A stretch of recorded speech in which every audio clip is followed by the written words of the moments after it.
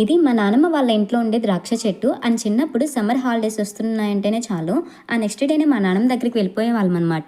ఈ ద్రాక్ష చెట్టు వేసి కూడా నాకు తెలిసి ఆల్మోస్ట్ 7 ఇయర్స్ అయిపోతుందేమో. అప్పటి నుంచి స్టిల్ ఇప్పటి వరకు కూడా కాయలు కాస్తూనే ఉంది. అంటే ఈ సీజన్ అనే కాదు, ప్రతి ఒక్క సీజన్లో కూడా ఇలానే కాయలు కాస్తుంది.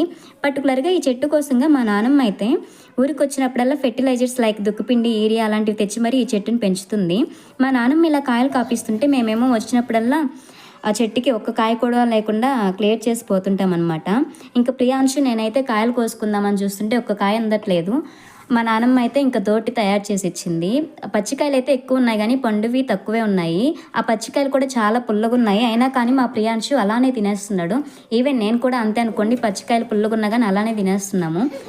ద్రాక్ష చెట్టు చూస్తేనే నాకు ఫస్ట్ గుర్తొచ్చేది చిన్నప్పటి నక్క ద్రాక్ష చెట్టు స్టోరీ అయితే గుర్తొస్తుంది.